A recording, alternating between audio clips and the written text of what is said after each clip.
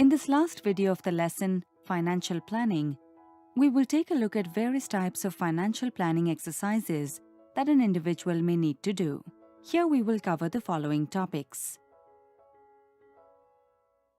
The various financial advisory services that may be provided to an individual are cash planning, investment planning, insurance planning, retirement planning, estate planning, and tax planning. We will learn about each of these services in detail as we move forward. Managing cash flow has two purposes. Firstly, one needs to manage income and expenditures flow to meet unanticipated or emergency needs. Secondly, one needs to systematically create and maintain a surplus of cash for capital investment.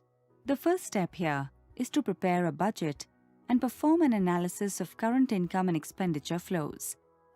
For this, individuals must prepare a set of reasonable goals and objectives for the future. This would help to determine whether current spending patterns would get them there or not.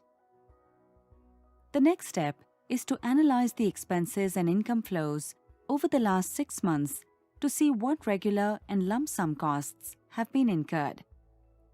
Try to reduce variable expenses as you may not have control on fixed expenses.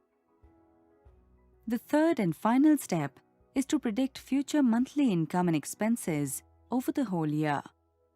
On the basis of analysis of past and anticipation for the future, one can design a plan for managing these cash flows. Investment planning is the process of determining the most suitable investment and asset allocation strategies based on an individual's risk-taking appetite, financial goals, and the time horizon to meet those goals. Let us first define certain investment parameters. These include risk tolerance, which is a measure of how much risk someone is willing to take in purchasing an investment. Time horizon, which is the amount of time available to attain a financial objective. The longer the time horizon, the less concern is there about short-term liability. Liquidity, which is the ability to convert investment into cash without loss of value. Marketability, which is the ease with which an asset can be bought or sold. Diversification, which is the extent to which one seeks to diversify or spread the investments to reduce the risks. And tax considerations. Many investments confer certain income tax benefits, and one may like to consider the post-tax returns of various investments. The next step is selection of appropriate investment vehicles based on the above parameters. The actual selection would depend on the individual's expectations about return and risk. There are a variety of products that may be considered for the purpose of investments.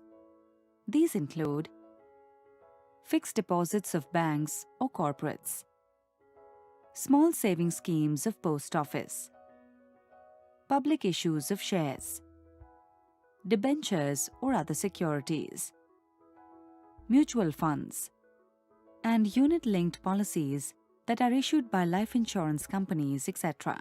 There are certain risks to which individuals are exposed that can keep them from attaining their personal financial goals. Insurance planning involves constructing a plan of action to provide adequate insurance against such risks. The task here is to estimate how much insurance is needed and determining what type of policy is best suited. Life insurance may be decided by estimating the income and expense requirements of the dependents in the event of premature death of the breadwinner. Health insurance requirements may be assessed in terms of the hospitalization expenses that are likely to be incurred in any family medical emergency. Finally, insurance of one's assets may be considered in terms of the type and quantum of cover required to protect one's home, vehicle, or factory, etc., from the risk of loss. It is the process of determining the amount of money that an individual needs to meet his needs post-retirement and deciding on various retirement options for meeting these needs. Retirement planning involves 3 phases. Accumulation, which is done through various kinds of strategies to set aside money for investment with this purpose. Conservation, which refers to the efforts made to ensure that one's investments are put to hard work and that the principal gets maximized during the individual's working years.